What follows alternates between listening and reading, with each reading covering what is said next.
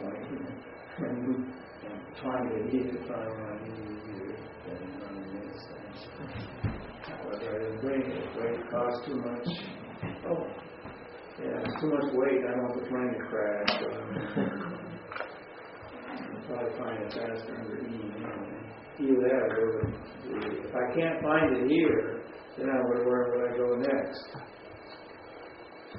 Pallet? Licinius couch, cowley. Oh. Grammar, the large grammar. Oh, yeah. Let me check out syntax. This is always helpful, and key is sometimes a difficult and uncertain interpretation. That's always what you're looking for. Right? Key right here. There we go. Okay. Where did you find it? Uh-huh. Oh, you eventually found it. On the key, yeah, it came up on the key there, okay. Being resumptive, if indeed, 40 times, closely conjoined relates to the same clause, except, here's the way we translated it, but, right? Okay. So that's validating that, okay. But the house, here we go. Well, there's no key. Oh, key. Data. Okay, see, key means. So we validated, right? So in this case, if there's a question here, I'm going to do this 474 2. Okay, I'm going to do this. Okay, BDB 472 2. Put it this way. Let's just say words in conjunction with the previous word. BBB 472 2. So in case I ever want to refer back to it, I got it there, right? Okay, so I'm going to put that kind of note. I have to look something up. I want to make sure I don't do it. I only create that wheel once. Okay? And so I'm going to put my little note there that says where I found it. Okay? So, but, took that and that justified our diagram. That justified putting that two together in one spot. Okay? So that takes care of that. Okay, good. Validate that. Okay, then. In the law of Yahweh is my next phrase. How did I interpret that in my diagram? I interpret that as a adverb, of course, prepositional phrase. Okay. His delight is in the law of Yahweh. What kind of a word do we have here? To begin with, we've got, will you find it there? Adversative, yeah, I found it here. Yeah, I have a note about the key under adversative. Right, good. See, that's good. This And one has our you specific. want to put a note as to where you found it, so you can look it up again if you ever needed to do that. Okay. This has our exact spot too. It's in verse 2 and 4, it's all one. Right. Got it. That's nice. Okay, so in the law of Yahweh is the next word. First thing, the most important part in that first combination is, well, the primary word is the noun. But the preposition is what you're looking for, right? No, the primary word. In the law. Okay. Well, I thought you were talking about how we were going to syntactically define it. Oh yeah, I'm going to syntactically define it as a preposition. Okay. But the primary word is the word, the noun there. Okay. In the law. Okay. Where am I at here? Oh yeah. And that's what kind of thing? Probably locative at that point. At least even in a metaphorical way, that we don't have to use the word. Locative. Oh, got something. Construct. It's a construct, right? How do we know that again? Well, to begin with, this is a feminine noun. Feminine noun by form is construct. The tav on the end as opposed to the hey. Right? Okay, so by form you know that. Okay. So locative, or am I at here? Oh, okay. Then you want to translate it in the law of. Now, how come I put the? Because there's no article with it. How come I put that in there? Does it sound right? Is it because it's defined later as the Well, law of? in the concept of relationship, remember the basic grammar rule. Construct relationship, regardless of how many words are connected before you get to the end of it. It's either definite or indefinite, right? The whole thing is, and if it's a proper noun like Yahweh, that's definite. Okay, so the whole thing has to be definite, and it is definite. Okay, so you got Yahweh, and if you that's what that is, and you know that already. So in the law of Yahweh, now we got to define genitive, right? Mm-hmm. So is that the law that Yahweh spoke? Is it the law about Yahweh? Is possessive? He owns, or the law that he gave? He did give it.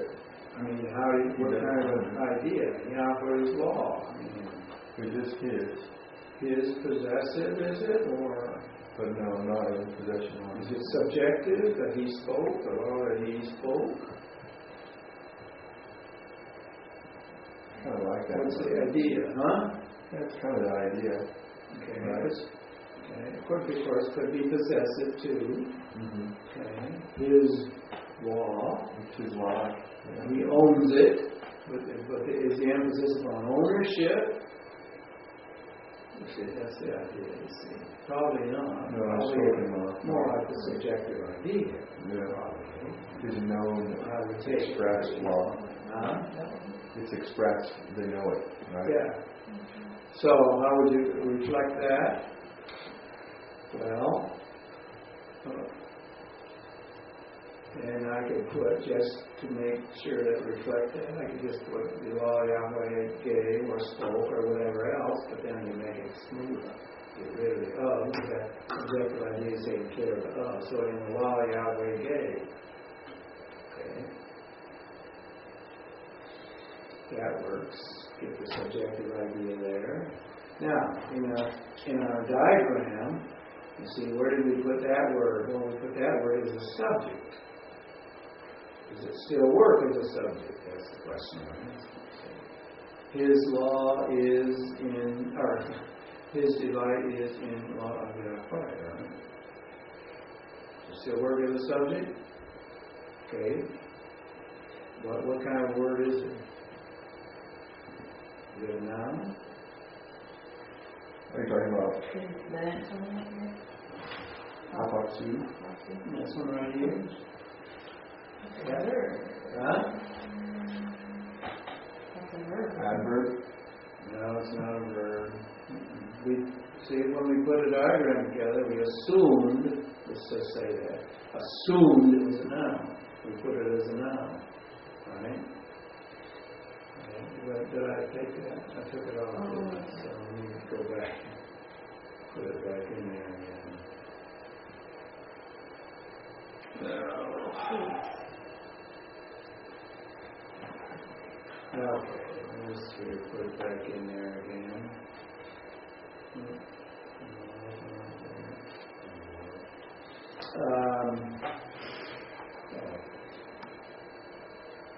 No. See that? Mm-hmm. You don't know? Check on it. Okay, oh yes, we confirm it is a noun. And what kind of a noun was it? It was masculine. Mm-hmm. So masculine, so okay. Masculine. Well, it's in the subject slot. Knowledge, right? Yeah. And we're going to call it subject. Seems to still work. But we also have here something on the end of it. What is that? The third person subject. It's a personal pronoun. Personal pronoun.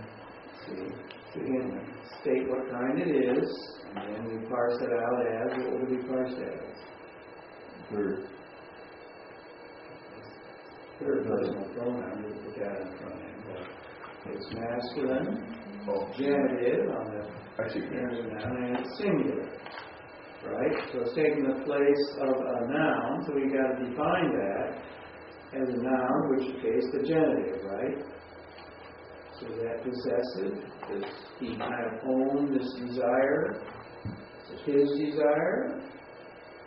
His delight, rather? Yeah, possessive seems to work for that. But there's one other thing we need to deal with. What is it?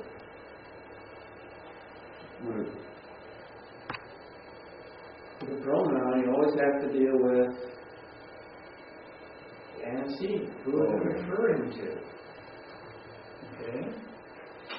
Who does that refer to? Antecedent is, well, it seems to be this same guy who doesn't do these things. Right?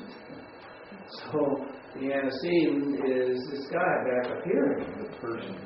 Right?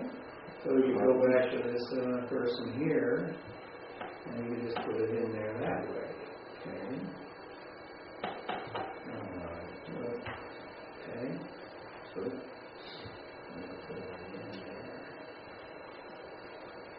in there. And then we got to translate it. So it would be his delight. Right? Now, in our diagram, you remember,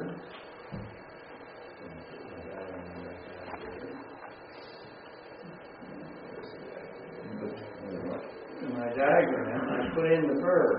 Okay, I was a subject of an implied verb, right? Mm-hmm. So in this case, when I put subject here,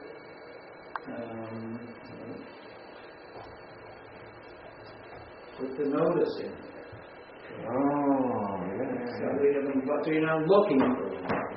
Yeah, because you got two subjects up there. It'd be real easier. Yeah. See, so the subject of implied verb. This is subject. I should really change that term, subjectivity. I'm going to change that. Yeah. And objectivity. Does that make good sense?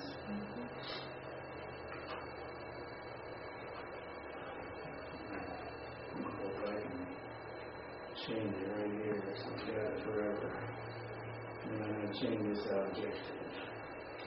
Wow. See that? Forever. You've been operating like that? Huh? Just think how long you've been operating like that. Yeah, I know. Isn't that amazing? Okay, and in his law he did not. Okay. Well, we know what the key word is law here. We already know what that is. I mean, it's the same thing up here.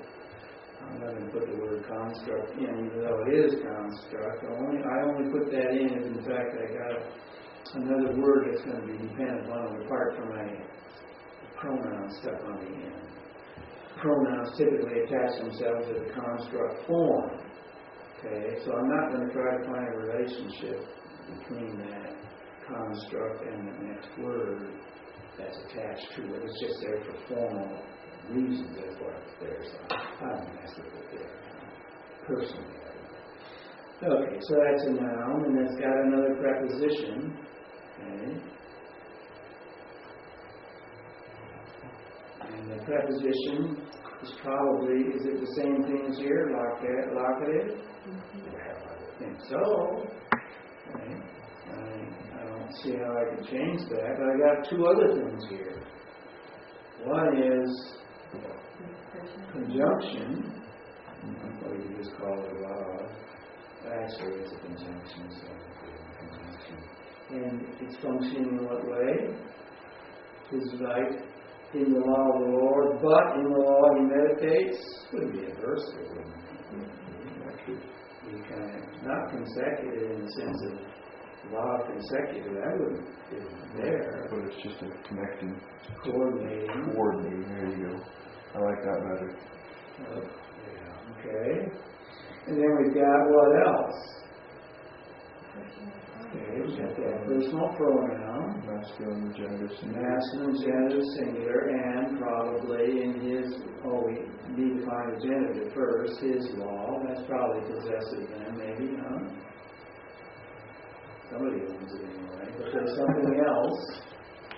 Antecedent. And in this case, it's going to be, who's the he? Yahweh. Yeah, okay, now it's Yahweh. It's not the guy. The guy is doing meditating here, okay? Right? Okay. And in his law. Right? This is the first verb we have that's not perfect. So what is it? Imperfect. Oh, okay. But what stem is it? Cal, imperfect. Anyone more, huh? Oh. Looks singular. Looks masculine.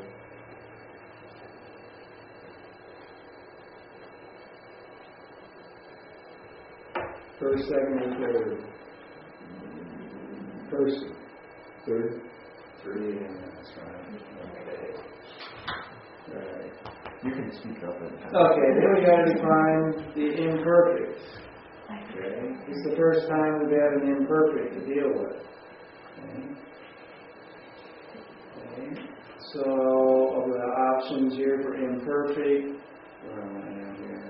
Down here. Non-mode, be continuous, he continually meditates, frequently meditates. Future, he will meditate, stated. Modal, he wants to meditate, able to meditate, wondering if he should meditate. It's probably none of these modal ideas here, right? He's meditating on whether or not to meditate. No. Right. Mm-hmm. He's beginning to meditate, ingressive, probably not. Okay. Okay, so it's probably more coordinating with what he's not doing. Between the perfect, we call that instantaneous, didn't we? Or no, experiential. Experiential, right? So frequentive. Frequentive, probably, right? So it'll be kind of frequentive there. Okay, and so frequentive. Should we put it as continuous? Could be. Continually meditates, but the problem is, I would think logically, just simply practically speaking, sometimes he probably does something else and thinking about something else. Sure, but poetically, Could be. You could do that. Okay. So you could put that or frequentive. If you put frequentive, then he regularly meditates. Okay. If you put continuous, then he continually meditates. So I think it kind of almost goes back to the lifestyle concept of what he should not be doing. So you're pressing for the continuation. No, I don't know if it makes a big deal. That's what I'm asking. Does it matter much? Well, I mean, there's a sense in which you just have to think through the practical ramifications of it. Okay? I mean, and maybe from the standpoint of the little poetic license, you could say continuity, it's always doing it as opposed to, doing something else, but poetic license not referring to the practical dimension. In fact, that every now and then he thinks about something else. But we can do that, so let's do that. So he continually, maybe what word do you like? Meditates, mutters, contemplates. No, it's actually got to do with sound here, the word does. Oh, okay. So, actually, literally, it does. Meditate not necessarily means sound. Mm-hmm. Okay? What word would he use? The guy groan, he had that idea of grumble, not grumble, but murmur. Now, that's a good one, murmurs. but then our connotation in English is different. Crazy people. Let's see. Mutters, no, there's one. Let's just put that in. Sure, let's change that. Okay. So there's. See, I also, when I think of continuative, I think of back to or maybe I think about the upcoming tree and the fruit and the weeds, and they're always except in the season. In that passage there's a statement that says it produces its fruit in its time. In other words, it doesn't continually produce, but when time for production comes. Sure, that's the fruit, right? But the leaves never wither. Yeah, right. The leaves never wither. So there's some concept of continuity. I don't know. I was just trying to remember the context. Yeah, right. Yeah. So you just got to balance all that off to see what makes complete and good sense there, right? Okay. Well, let's save this at this point. Okay, now, hopefully this has been somewhat helpful. Mm-hmm. Okay. This process is really this is what I would call the thing that you do all the time, one of the things you do all the time, okay? But this process is that which gives you the raw data and raises the necessary questions, the right questions to ask, which goes into those other steps that we'll talk about as time goes on, this weekend, okay? So that we've already raised some questions, okay? But there's more that could be raised. But this gives you the raw data, clear as to what it is, and it leaves certain questions open to track down. For instance, we might want to track down, what about, maybe we need a word study on muttering here, okay, right? And just get a little different feel for that. In which case we would go then back to, let's start with here. Let's just look at that for a second and show you, if you haven't done much of this, have you worked through it with this very much? I would go to the actual text. And the text. Click on the information there. Okay, but I'll show you why I'm going to this one here. Moan, growl, utter, speak, muse. Verbally muse. Now, the reason why I do it this way, I pointed out this one right here, is because, let's see, it will, on this occasion, give me other sources that I could just bring up for that. Let's see, here, for instance. Theological Word Book of the Old Testament. Look that one up, you see. Of course, I don't have any mind. I think it's on, it's not here. So I have a book, look that up and get other ideas. This may take some time. Well, I don't want to do anything, so. Okay. So there's the other resources. What's this one here? Revised Version. Okay. It's the same. Latin. Okay, so what I'm saying is you might be able to find some. What's GK? Well, that would be what we call the numbering system of NIV exhaustive concordance. And the other one's strong. Huh? Is the other one strong? Yeah. Strong. Yes, there. Yeah, right here. Yeah, that's Strong's concordance. But notice this. That means all the passages in the Old Testament are there. So we got essentially a concordance right now. This is a noun, not the verb. Let's see if the verb gave me that same. Yeah, see the verb. All the same. So I got a concordance here right now. So if I wanted to check out another passage, she's just going to give me the passage without having to look it up. Okay. I can see where it is and what it says. Of course, here it is right here. Here it is right there. Here's a Psalms passage where it occurs again. There it is in the middle there. Okay. Another Psalm. Here's a Job passage. It's always fun. He's got his mutters around a little bit. Yes. So there's those passages there. So you get some, easy to get to some of these passages. That's all I'm saying there. Okay, so at this stage, I don't know if we say that or not. Let's say that just in case.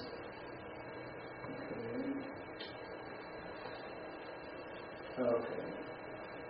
So what have we done tonight? Advertising. What have we done tonight? Well, we basically did the basic, tedious maybe, but fundamental work. It gives us the data we need so that we know what the text says, right? Mm-hmm. And it will raise certain questions in our mind as to what to search further.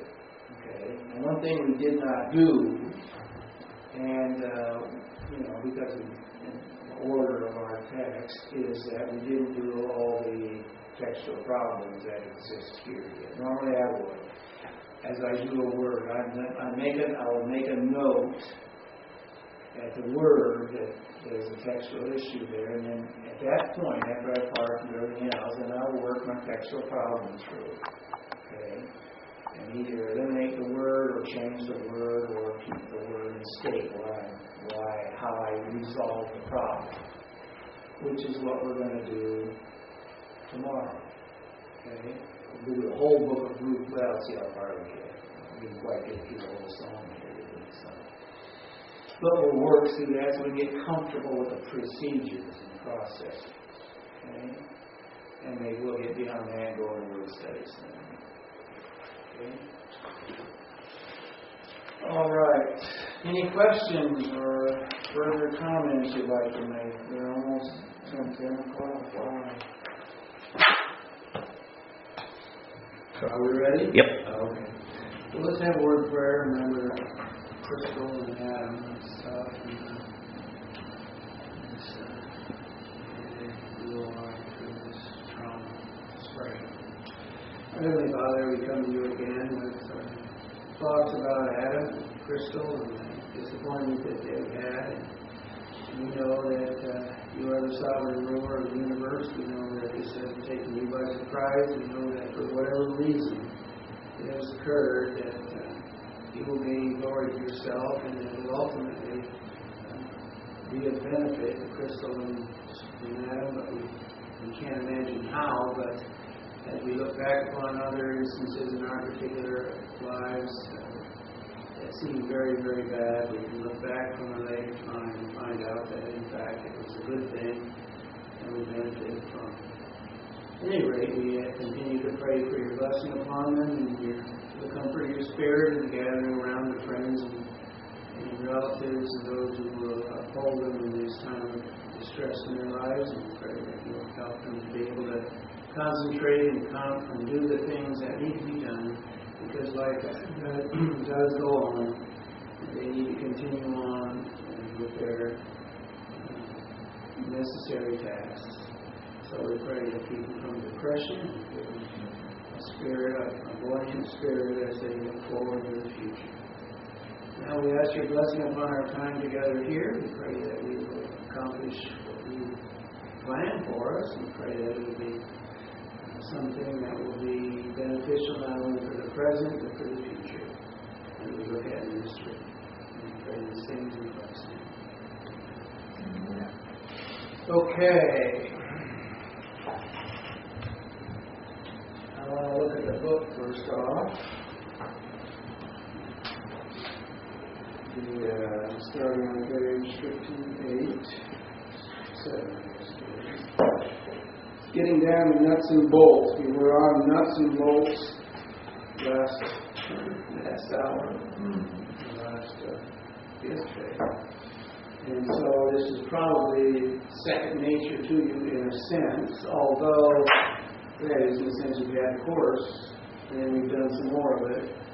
But maybe you haven't had, I assume you've read this, okay? And you get some good illustrations here that you may not have gotten through the previous courses or even in our course here. Okay? So we don't need to, of course, we're not going to walk through all the syntax that you already know about. We'll touch a few things, and we'll recognize right on the top of it that the syntax breakdown here is not as extensive as your syntax breakdown in your textbook, and certainly not on my list. I have the syntax breakdown. That's not to say it's good or bad. Okay. Except we have to understand something about grammarians, I guess you would say. For instance, this is an example. Some people would classify underneath the word particle conjunctions, prepositions, adverbs, right? Another grammarian would then break all those out into different categories. Some people would say, what we've got here is a possessive genitive that can be translated, and then they go into at least 3 and sometimes 4 different categories in our books, but they all come under the idea of possessive. In other words, an umbrella term, for objective, subjective, possession, so you just have to understand that the frustrating thing is that there's no standardization here in grammarians. Why is that? I have no clue. Could it be a good thing? It would be a good thing. It's never going to happen. Okay? That's why in my list, for instance, I have a list, a name of some use of a conjunction, and sometimes in parentheses 4 or 5 different terms. Well, that's because other grammar uses other terms for the same thing. So it can be frustrating. Okay? So that said, we won't be too disturbed by the differences we find here. Okay? Now, I noticed right at the beginning in 57, page 57, in the middle of that first paragraph, he says, the most challenging and significant exegetical issues are often syntactical in nature. Right? And that's true, of course. Challenging, meaning they're not easy. And significant exegetical, meaning they're very important.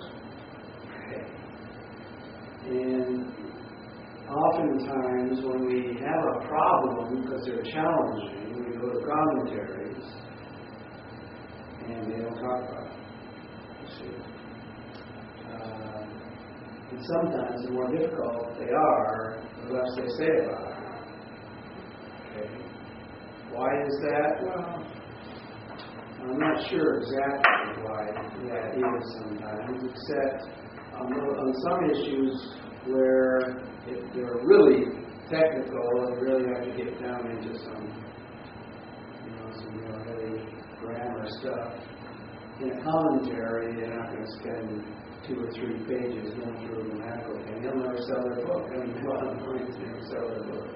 The commentary, the view basically is you've got to give something for people who aren't going to spend a lot of time reading it. They're going to look it up, and in a paragraph or 2, they want the answer. Sometimes some grammatical issues just aren't that easy. Okay? So that's going to happen. And when it comes to interpretation, if they're, and this sounds negative, and maybe sometimes it is, if they're controversial, they're not going to get into it very much either, because all you have to do, for instance, is to suggest in Isaiah 7:14 that the best, that the best overall interpretation for the Alma, that is the virgin, is translation as a young woman, marriageable age. All you have to do is suggest that's the accurate interpretation, in the whole evangelical world, not by the book. Okay? That's not economically very helpful, so say the publisher. So, a lot of times it's because of those interpretation differences that you're not going to find out you want. And that's why you got to do it. You got to know how to do it, because a lot of times it's up to you. You're not going to find out somewhere else. Okay. Another very helpful but frustrating statement is next to the last paragraph, the very first sentence. Grammatical phenomena can be categorized as standard, non-standard, and rare. Okay. Well, which is to say, the standard stuff is the typical stuff we could find in our books, standard stuff. But something that doesn't really seem to fit anything there would be either classified as non-standard or worse yet. It's a phenomenon that only occurred once or twice, and they don't really have much to say about it, so they don't have a category for it. Okay. Right? So sometimes you're not going to, in our grammar books, you're not going to find all the answers to it. Okay, so that's just the frustration of the first section. Now, what is the GKC? You know what that means? Up on the heading? That's a grammar, isn't it? It's Gesenius Couch. It's your primary grammar, the 1911 Cadillac, right? That's right. And W.O. Walkie and O'Connor. Okay? And so that's a good reference point there that he keeps giving to you. Walkie and O'Connor, of course, is done in 1990, so it's obviously newer than the 1902 version. However, the 1902 version is a complete grammar. Walkie and O'Connor is not a complete grammar. Okay. So that's the difference there. Okay. All right. So we've got, and I've got a list. I don't know if you want. I use my list when I go through this. But my list includes these kind of things that are here. For instance, right at the beginning when we say singular form, it indicates single person, group, representative, collective ideas involved there. So there's terminology that I have, and then you have, he has, and Choi there has involved with that. Dual, plurals, you have to kind of be familiar, just simply familiarize yourself, as you already have in the past, with the concepts that are involved with number, let's say, so that you have an awareness of issues. Okay?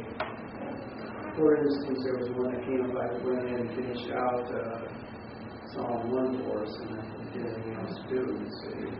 And I discovered that, we did a diagram before we did the other, and I said, look, these things work together, right? And I discovered that when I did the analysis, that, check my diagram wrong, it don't work. I'll point that out to you. What's that? And then there's other issues like, well, this is a singular, but it really is a collective. It's really and so we have to translate it as a collective. Would that be like man and mankind? That wouldn't necessarily be, but I think it would be, you talk about individual persons, but wanting to think in terms of individual persons, not group of persons. I see. Right. So he's a representative, in a sense. Yeah, well, yeah, that's right. Yeah, that's right. But there's another term that's on the one that obviously is a collective. Okay, so then we got the various cases. Here's a nominative. I don't know if there's anything in reading that you want to go over. That would be fine if you wanted to touch upon anything, but we're not going to redo your course last semester. That's not what we're about. Okay. So I'll just kind of see if there's anything that you want to touch upon. Pretty good group list he's got here. His list of nominative is very similar to mine on page 61. Okay. list in the genitive. Mine is a little longer than his, I believe.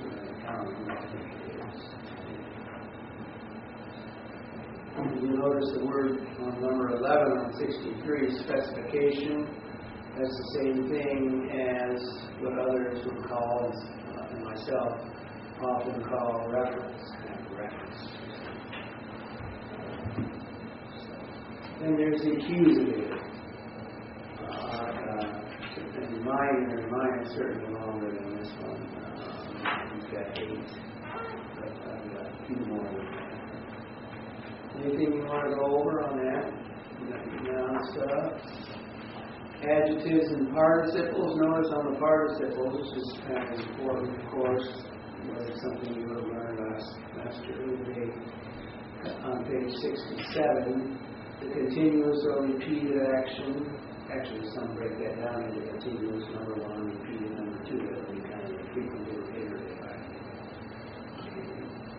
Continuous or repeated action in the present. In other words, the time frame is past, present, future. A participle is always connected to the context, as all the verbs in the whole team. What is interesting, though, we don't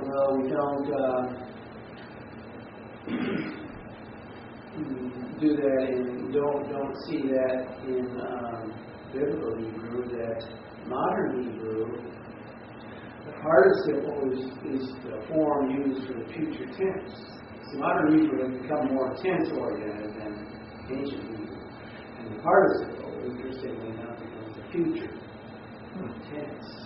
So I thought that was very interesting. The key idea is on page 68, first part of the paragraph, where it's to the grammar alone. In that sentence, 3 or 4 lines down, grammar alone cannot solve the problem. This is true not only of this example, but of other issues. But awareness of the grammatical options is important. That's where the emphasis needs to be, isn't it? Awareness, that doesn't mean you don't have to memorize everything. Be aware of the options to know when there's an issue that could be actually related to that grammatical problem. In the final analysis, the immediate literary context must be determinative, and it always is. I mean, that's what we ultimately have to prove it from, don't we? And not just say that it's a possibility. He's talking about the Almighty young woman. But at any rate, the context has to prove what we determine is proper syntax. And then he's got a lot of nice illustrations. I won't go into that. Pronouns, again, we don't need to say a whole lot, except maybe at the top of 71. Because Hebrew is more precise than modern English. That's not usually how you think in terms of Hebrew. You think it that precise. Okay? Especially in direct address. The interpreter cannot afford to trust an English translation when trying to determine the referent or antecedent of named pronouns. That's why I say when we deal with a pronoun, we always have to ask what's the antecedent, right? And we really need to do that all the time. Because otherwise it'll bite us someday if we don't do it. Okay? And he repeats that on 72, determining the antecedent of a relative pronoun is important, but not always as easy as it might seem. Okay, so we got to ask the question. The article, we've got a big section on the article here. Okay. Notice on the top of the page in 73, this is where the different kind of genre issues play in the grammatical aspect. 3rd line down, in poetic style, the article is often omitted where one might expect it. Okay? So the article would tend to lengthen out a word, wouldn't it? It would tend to maybe create or cause another accent to occur. See what I'm saying? And in poetic, metrical, or at least, if you don't like the term metrics for Hebrew poetry, at least the length of the line is affected by that. So sometimes you expect it and it's not there. And then he's got definitions, how it's used. Now I try to get one word, because it's easy to try to get one word as opposed to the whole thing, like a definite or unique person or thing, and it's pretty cumbersome to write down in a term analysis. Notice at the bottom of the page, determining the precise use of the article can sometimes be important in interpretation. As a matter of fact, take that Isaiah 7:14 passage again. There's a definite article with the word virgin. Okay? If you take that, the word alma, okay? If you take that to be a generic term referring to a woman, then English doesn't translate the article, it says a virgin. If you take it to be a particular person, right, then you have the article, you say the virgin. But the translation is different. King James will have one, New American Standard will have another, and that interpretation is very evident in our English translations. It's all based upon the article there. Particles. What does he call particles? Well, prepositions, adverbs, negatives, conjunctions, interrogative, indicators. All those are particles. Okay. So I tend to want to break those out. Okay. Does the list continue on the other side? No, I don't think when he's saying existence or presence, well, there is a part that, or he would call that a particle. Particles. And the accusative is simply the sign of the accusative. You know that. Mm-hmm. Okay, so all of those for his would be classified under particles. My tendency would be to break that down. Why? Well, none just call them particles. But a preposition, because they have all kinds of different syntax tied to that as a preposition. Adverbs. They have different kinds of adverbs that need to be indicated. It's going to affect our translation. Negatives. There are different negatives. Below is one negative, there's also all is another negative, and there's a negative used with infinitives, and there's a negative, there's these various infinitives, and they kind of function differently. And so I tend to want to break those out as conjunctions as well. And so, again, infinitives. You got two kinds, of course, generally speaking, absolute and construct. Which one occurs more often, do you think? Absolute or construct? Construct, by far, okay. But we do find absolute infinitives, and there's various uses for that. So, verb, person, gender, and number. Here it says in the bottom of that page 78, Hebrew is more precise than modern English in its expression of pronominal elements. Can you give me an example of that? Not a Hebrew word necessarily. What does that mean? More precise.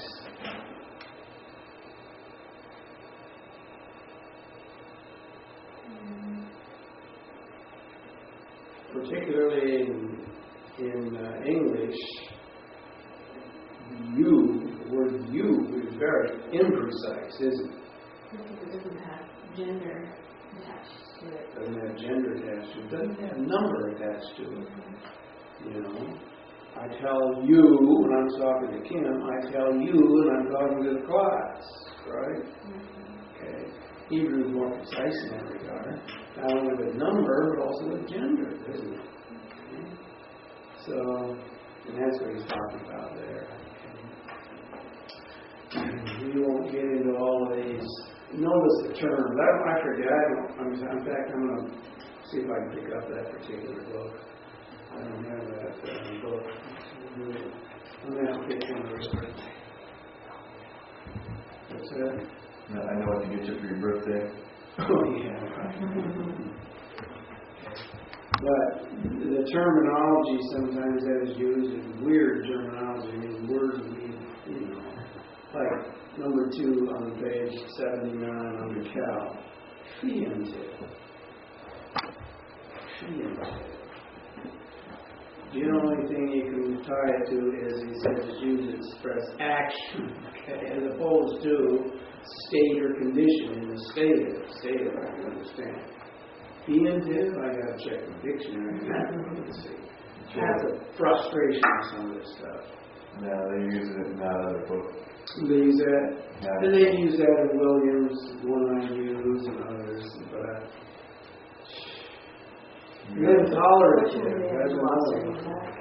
that's one of the nice things about this one is it has a glossary in the back. Yeah, right. So now we know what fiendive means. Yeah, right. I still can't use it in a sentence, but I know what it means. Then there's Nifel. We talked about you need to deal with the Nifel whenever you bump into it. You really don't need to say it's a cal stative and a fiendive. Why is that? In analysis, you don't need to be a statement, I don't think, because the verb itself, the translation of the verb itself, will either be a state of being verb or an action verb. And why do you have to say the obvious? Right? I mean, if it's there when you translate it normally, why bother typing it in? Nifel is a different story. Okay, so you really need to reflect on Nifel, but you don't really need to do the PL either. Okay. In other words, facultative or resultative. Matter of fact, this doesn't even relate probably to the new. This may not relate to the new thinking about the PL as a state. In your entrance into the state. Okay. And I notice what he says in that regard. On page 81.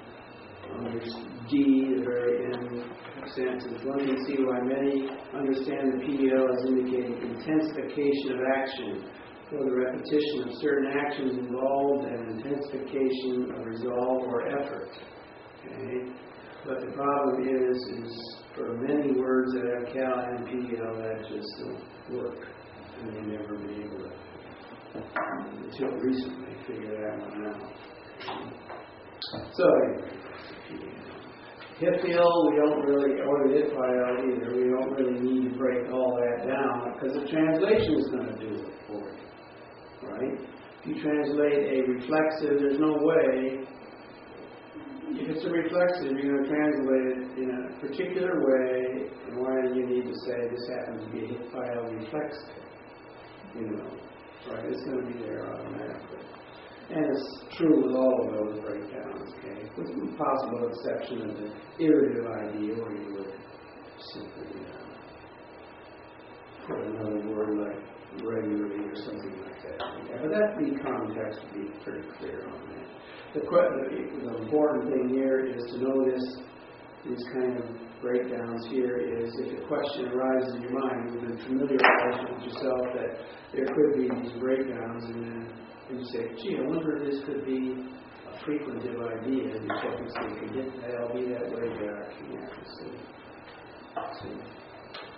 That's how that works. Alphel, one of the least used stems in the whole Old Testament. Okay. It doesn't occur all that often. Okay, we won't get into all the examples here. We've got aspect, mood. Suffix conjugation, kapal pattern, or perfect. All that really is the same. Okay. And here's the key. You have that in your syntax, I trust. So-called perfect uses a situation from the outside or as a whole, right? And the imperfect then does what? Contrast. Remember? It looks at not as a whole, but as individual entity within. Instead of looking at it from the outside, you're looking at it from the inside and watching the thing move or whatever goes on. You see what I'm saying? So that's kind of the idea there. We won't go into all the breakdowns of that right now. Unless you have questions on it.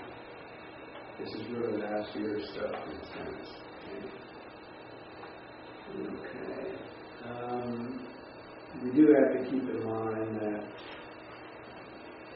and this is just a reminder of what you learned from first year at Hebrew, and that is time is context. The perfect can be used as past, present, future, and the imperfect can be used as past, present, future. Time is not germane to the verb form, it's related to context, which is one reason why you can look up many passages and compare different English translations, and one will throw something in the future, another one will put it in the past, another one will bring it out into a subjunctive idea of the present or something, and you say, gee, don't they know how to translate? Well, yeah, they're just trying to determine from the context what time frame to put it in. And it's frustrating, I'm sure, for those who work in English, primarily, the translators who are working that through sometimes, because English is oriented around time. Hebrews not. Which we all know that. Okay, so then we've got the yiktol imperfect.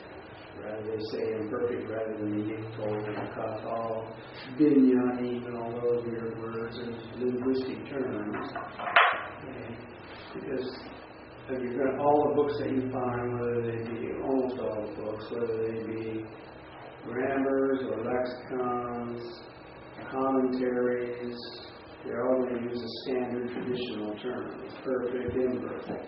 Even if they're not the best term to use, they're going to use it. It's going to be there. You need to know that. So, I think we're pretty much stuck with that. Okay. Well, okay, I'm not going to get into syntax unless you have anything to relate to that you want to talk about on that. Anything? No? Okay. Short prefix, conjugate, conjugate. So let's see now. Let's see.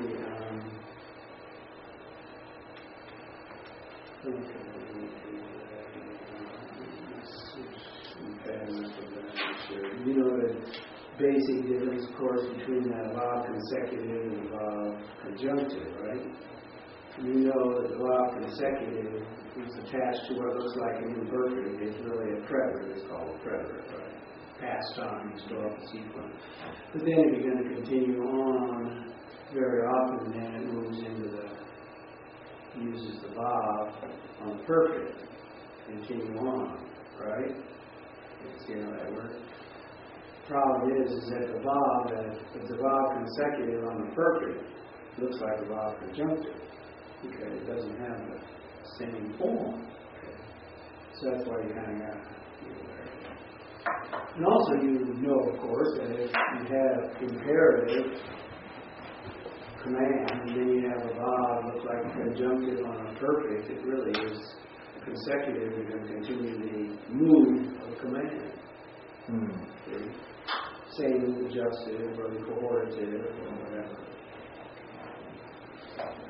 So, it's kind of a little frustrating for students of Hebrew because we don't have the visual changes. They're not marked. Grammatical term, mark something, not marked as imperative or something like that. Then we got the volitional forms, which is another issue in the same category, page 103, because you see, adjusted, for instance, looks just like the imperfect in many, many forms. In Hifil, it's distinct, okay? Outside of the Hifil, most of the forms are the same as the imperfect. And so it's a context issue, okay? In fact, one of the issues in Obadiah comes up in verses 12 through 15. There's all these verbs. You shouldn't have done this. That's how they go through all those verses there. And in some translations, they put that you should not have done in the past. You should not have done this, or have done this, or have done this, or have done this, or have done this. And they took them all as just simply past idea. Well, justice is not simply a past idea. Okay? It's something that's got to do with it. It's kind of a command, isn't it, of sorts, right? Mm-hmm. And in that sequence, there are at least two hifil justice. There's no question about that they're justice because the form is justice, right? And so that means you have to rethink. I mean, are you going to say, past tense, justice, past tense, justice, okay? Or in all these parallel ideas, are they all going to be the same? Exegetically, they're all going to really be the same. But they can't be the same except as justice, you see. Which makes a whole different interpretation to the whole section. And the translations differ on this. So that's important to recognize. Okay? So there's justice, cohortative, and imperative. All of those are what some grammars, he calls this now volitional forms. Some grammars call these precated forms. Precated. It's another word that escapes me. You know what I'm saying? Okay, so I'm just to live with all the frustrations of terminology here. Okay. We won't get into that. You probably got into all of those. Noun clauses, various kinds of clauses. You probably got into that in some textbook, I'm sure. Okay. All right. There are more clauses than you list here, of course, more different kinds. Any questions on that? Okay, that's as far as we're going to go on that. That was really a review of last term. So, what you read for the coming session is new stuff, though, really. It's the genre-related stuff. Good stuff? Okay, so, hopefully you'll find that really nice. Okay. Questions on that? No? Not comfortable. Any questions, Carl? I have one, but I don't have time. Okay. Let me show you my mistake. Did I turn this on? Let me show you my mistake here. Let's see, Psalm 1, textual analysis here.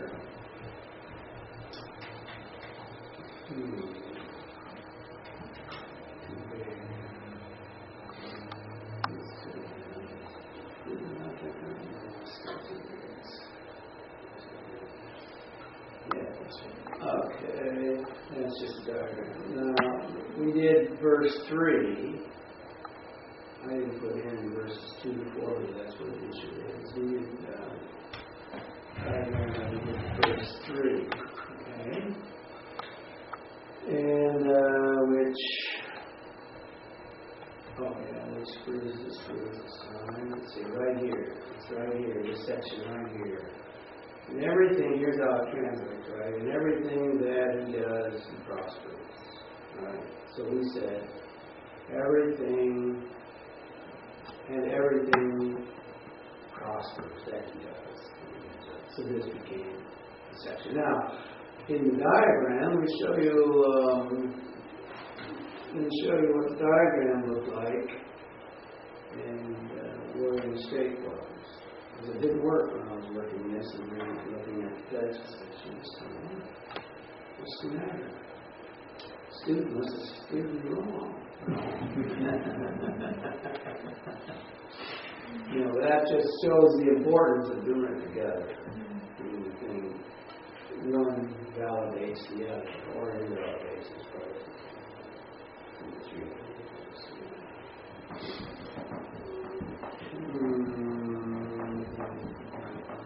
okay. Right. Let's get started here. Still trying to put something in.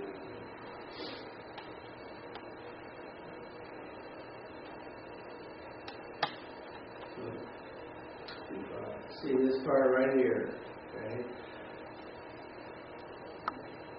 He does what this relative function I'm saying it relates to this. So if we would take this pronoun out and put the word in, okay, then it's not translating everything does.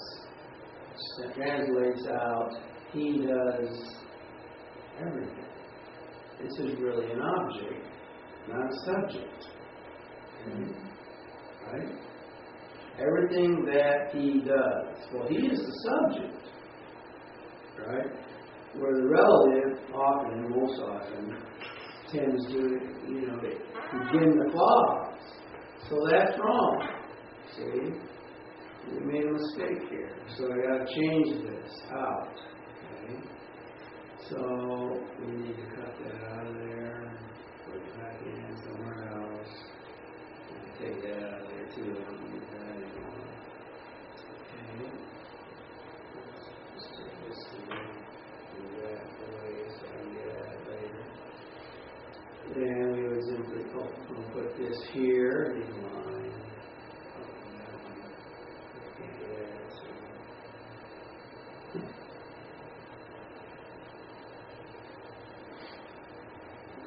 Okay, there's my word.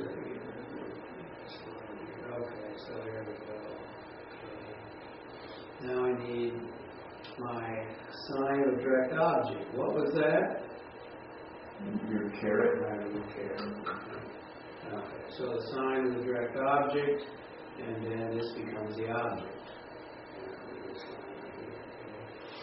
Then I need to put this thing, this goes to this word, goes to that word, but it's a direct object. It's not a subject. See? So I have to change that. So that's the only change I had to make on that. So far that I found.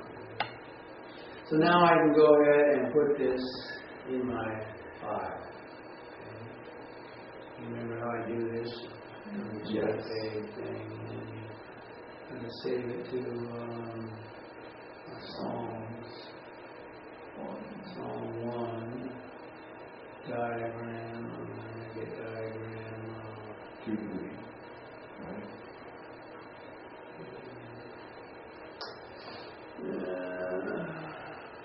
2 to 3. Okay. So let me do there now. I'm going to go ahead and stick it in here. Alright. Insert a picture in my file.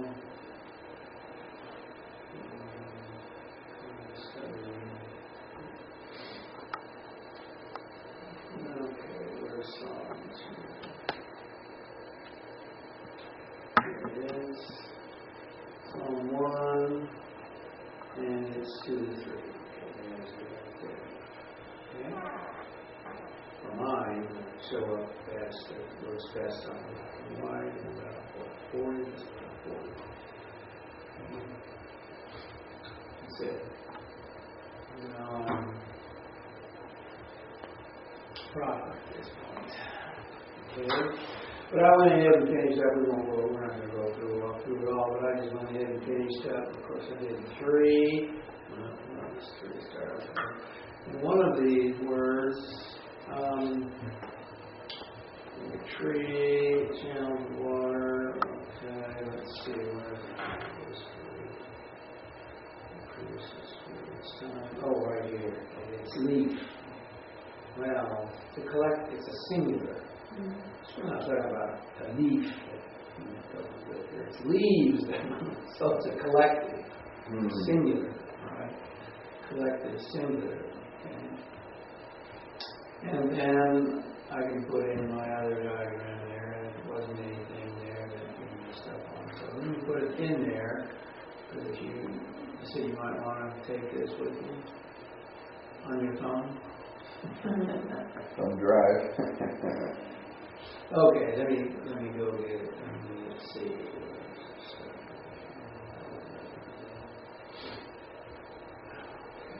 Put it in there for Psalm 4 to 6.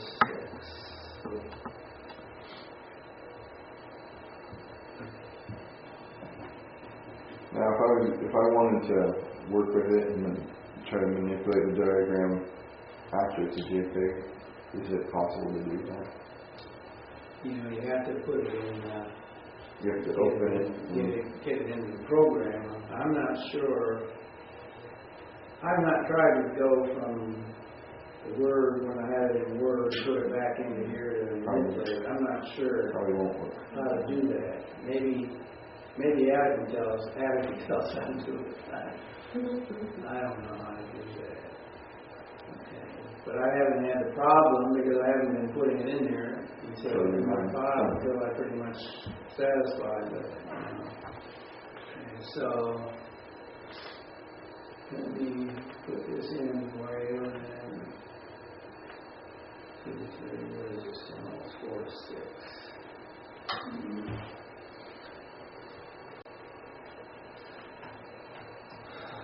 Okay, that takes care of the whole song, man. Okay, put that here. And then you want to grab it and do it.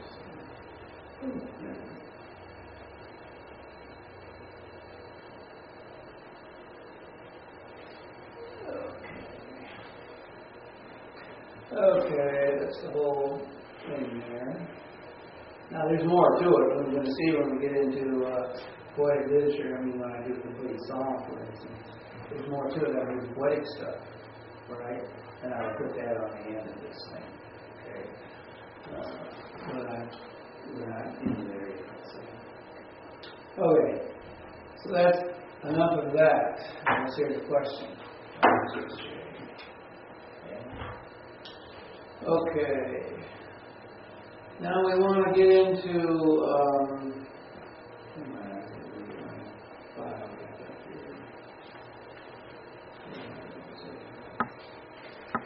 we want to get into the textual critical stuff.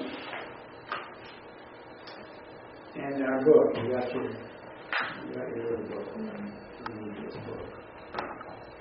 The first thing, of course, we're going to do is just kind of get the notes on it. Okay. And the notes are pretty cryptic. That is, they don't include an awful lot of stuff that we could have included, but I just got down to the basics at this point. For this, okay.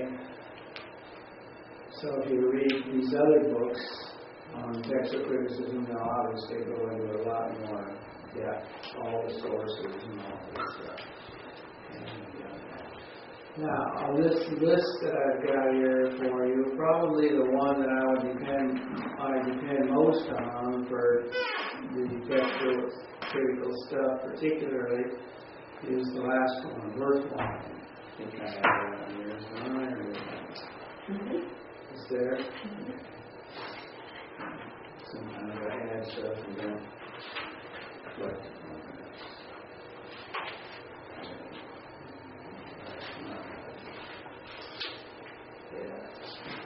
Okay. So he'll give you information that relates to all aspects of the textual criticism stuff, even to the point of various versions, evidence, stuff like that. Okay. These other things are helpful. They're general. They're pretty general stuff. Like Lightfoot, that's pretty old too. But it's pretty general on the textual criticism, and so it'll be more helpful on the how-tos, the questions you ask, not so much on the, manuscripts and stuff. Harrison and Walke and Guthrie and Fee, they have biblical criticism, historical, literary, and textual. They do Old and New Testament. Walke would be your Old Testament man there, primarily. In the textual critical field, and Fee would be the one in the New Testament. So that's a little book, but it's not very long. It was pretty good. Of course, we're going to use Scott, and then Wanenberger's is okay too. This is probably a little more harder to get because it's from Rome. It's not even get it. It's not as easy to use as Wretlind, and I don't think it added much to it. Okay. So that's mine. So I think you should have some textual critical book in your library. This is good for the doing of it, to analyzing what we got. It doesn't give you all the textual critical information that you could potentially need sometime, but Wretlind could do that for you. Okay? We know what textual criticism is all about. Basically, to restore the text, right? And if you look almost any page, except in the Pentateuch, almost any page of the Hebrew Bible, you can see the little Kativ Kare on the side. Okay? Kare, particularly, the Kaf, and above it being the word. That's a textual criticism done by the Nazarenes themselves. Okay? They recognize errors occurred. They want to change the text. But they put it in the margin, the idea being we expect that marginal reading to be the right one. Now we got to validate that. But whenever there's a Kare reading out there will also be a note in our text, there will be a note in the bottom. In other words, a textual critical apparatus on the bottom will relate to that, give you the data on that. Okay? So we need to learn how to read that textual critical apparatus. And you'll look through any page of that on the apparatus and you recognize a couple of things. One of them, it's not in English. There's a lot of Latin in there, okay? A lot of Latin stuff. And a lot of little abbreviation stuff, right? And some symbol stuff in there. So we need to learn how to manage that to figure out what word they're talking about here. Okay, that's what we want to learn how to do. Okay? In just a minute we'll get it in our little book. Here's some of the kind of errors that we find. I just kind of listed them for you. This came out of verse 1, I believe. Let's see. It's probably verse 1. Yeah, verse 1 book.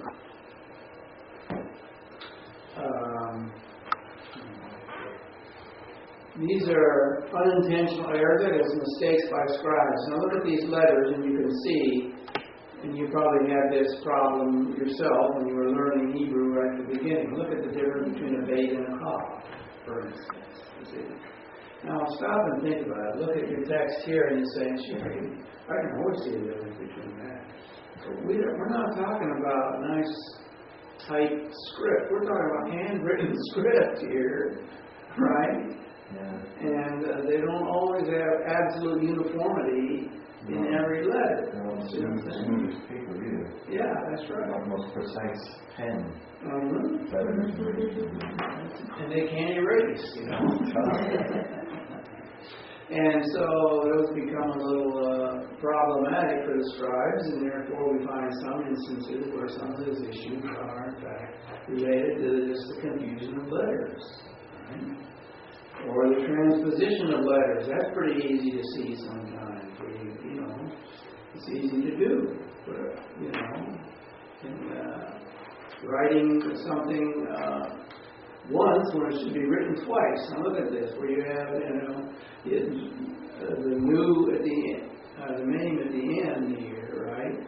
But look, here you got the word over here, the main here, and another main that begins the next word.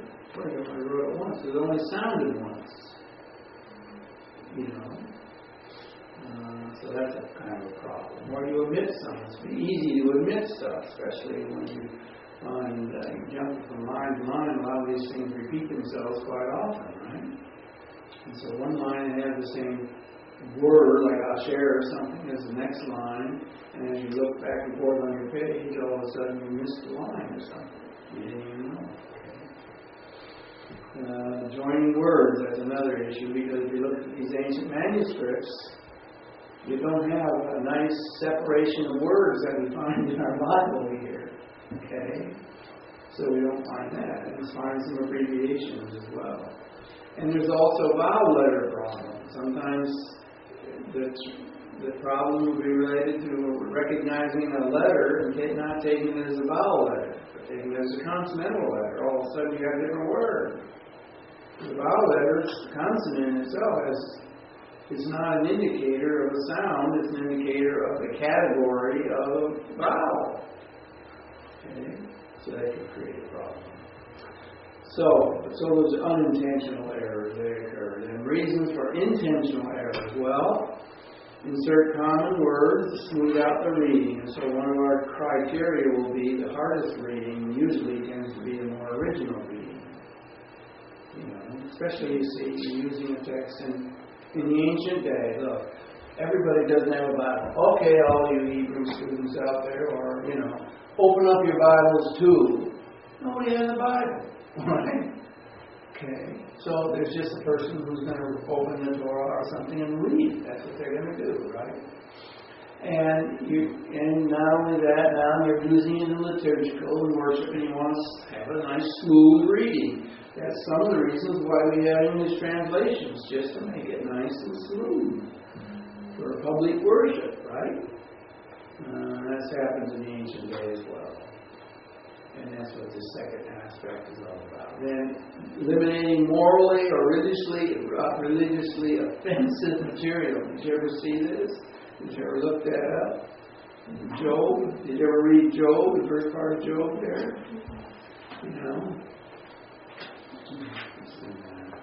Find Job here. Find the pages for you. Page 1227. 6. No, 5. Going backwards. No, 7. 1227. Okay. 1, 5. Okay. At the end of that, at the very end of that verse, towards the end of that verse, right above the 6, where it's they sin. Perhaps my sons have sinned, is what that said, right above the pave. Okay. And then it says, and they bless God. See, and they bless God in their heart. And he's praying for them because they blessed God in their heart. Now, wait a minute. What's wrong with that? That's a pretty good thing to do. Your sons are right. Now look at the little a.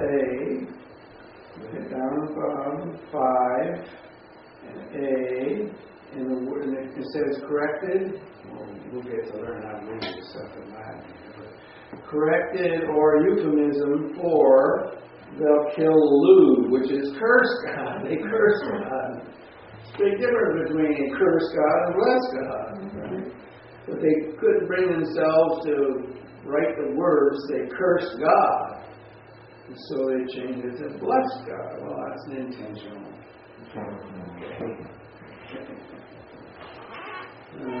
Or expanding the text by putting some stuff in there. Genesis 10:14. Okay. 10:14 on page 14. Okay. 10:14. There's a whole section. There's an expansion of there.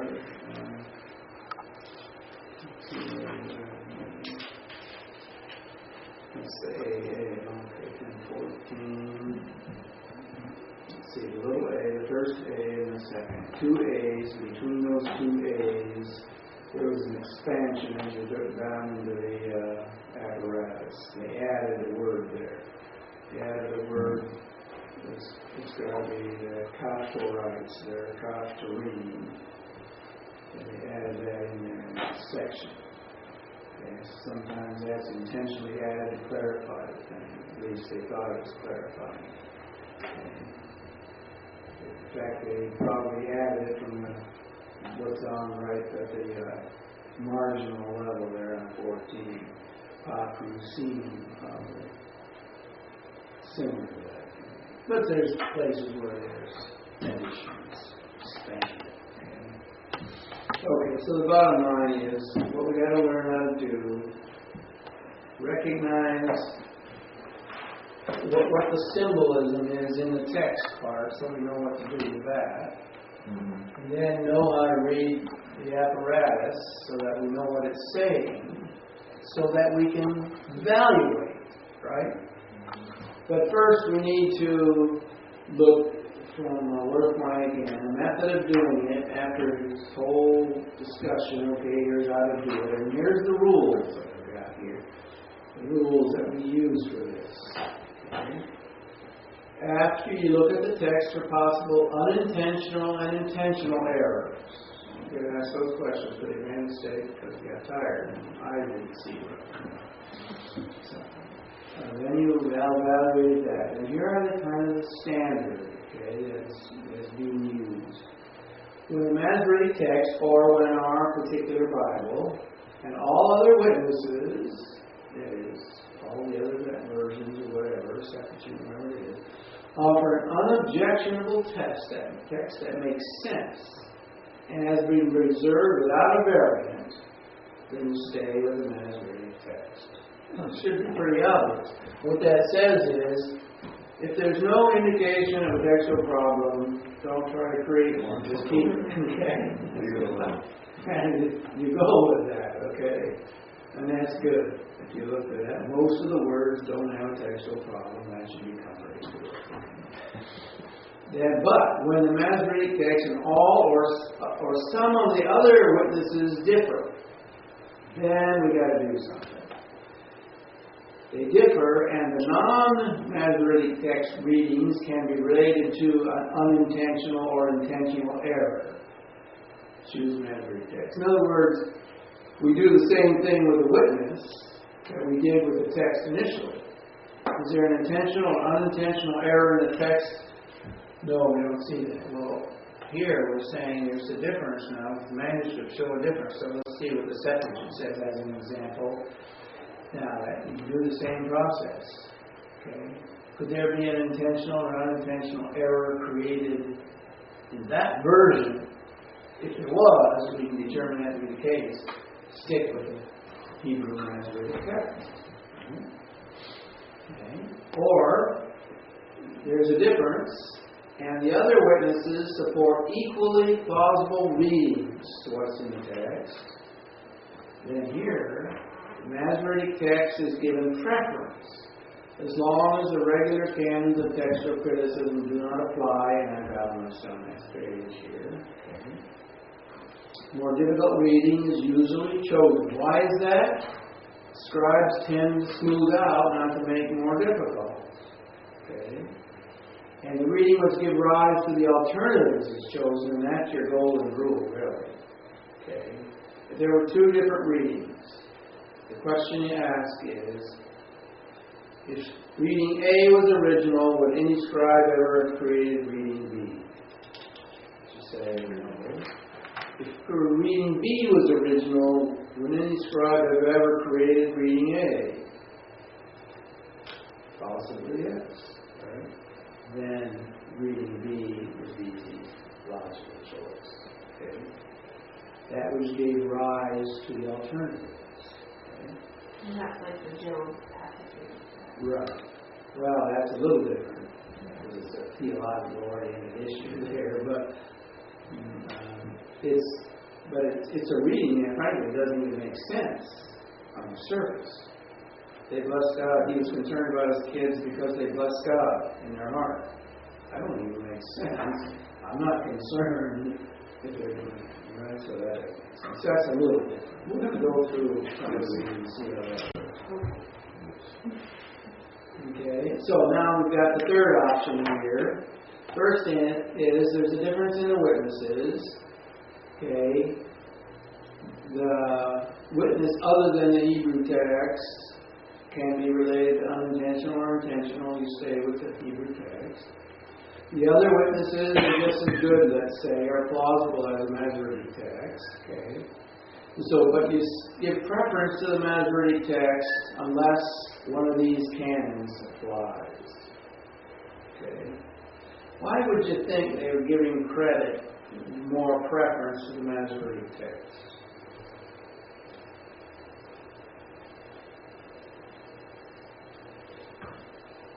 Anybody? I don't know enough about it. Say that again. I was just checking this up too. So why would they choose the Masoretic? Why is it a principle to all things being equal between the Hebrew text and, let's say, the other witnesses?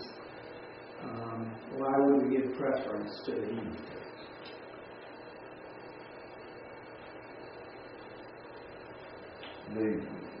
The amount of respect they gave the text. Okay, that's good. Amount of respect. Well, number one, it's Hebrew from Hebrew. Yeah. Okay, so that would be one. Okay. But the other issue is the way in which they approached the text. They made a mistake in a page of a manuscript. They threw the whole page away and started over. You know. Okay. And not only that, I don't know if you've ever noticed this or not, but in the Hebrew Bible, let's look at the very end of Genesis. Okay. And this is true of every book. Okay. Okay. In the very end, there's this unpointed text in there. It's on page 85. No way. It's unpointed text stuff. Okay. In this unpointed text, it says the number of verses which have been written are 1,534. In other words, they counted the verses. Okay.